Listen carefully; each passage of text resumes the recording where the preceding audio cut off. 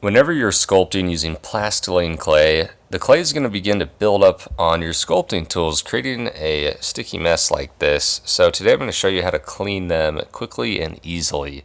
If you try scraping the clay off, you're going to get frustrated very quickly. So begin by finding a metal plate or metal pan like this and placing your tools on it. Then you're going to heat up the oven. I'm assuming you probably have an oven available because most people are just sculpting out of their home. And turn that oven all the way down to what's probably the lowest setting of around 170 degrees. Be careful not to go too much hotter than this because you don't want to damage your sculpting tools. You can leave them in there while it preheats. Time's not really a huge issue here. Just be sure to keep an eye on things. I usually set it to anywhere from 25 to 30 minutes. I just really want to stress that you want to keep an eye on the oven because you don't want to start a fire or anything like that. Once the timer's done, take your sculpting tools out of the oven, and this is the really easy part. What you're going to do next is you're simply going to take a paper towel and you're just going to wipe that clay off. Now stay with me here because you're usually not going to get all of the clay off. There's one last step that's going to help you kind of clean them up to where they look like they're almost new again.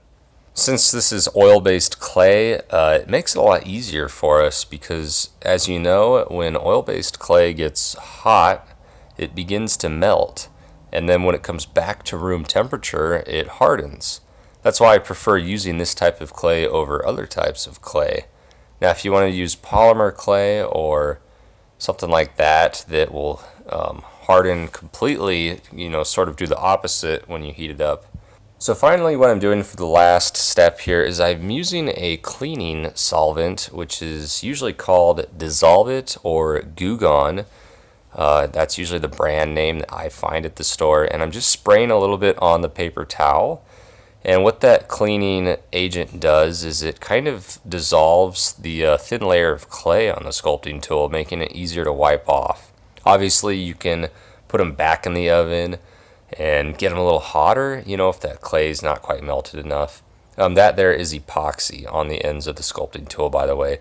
Check out my video on that if you haven't seen it. It'll make your sculpting tools last a lot longer if you do that. So anyway, that's it for this tip of the week. I know it was a short video, but trust me, maintaining these sculpting tools is really important because they really are expensive, especially when you're trying to create a whole collection of them, and you want to get a lot of enjoyment out of them.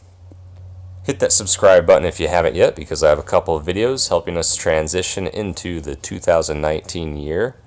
Also, hit that thumbs up button to give this video a like if you enjoyed it. Thanks for watching. I will see you all next week.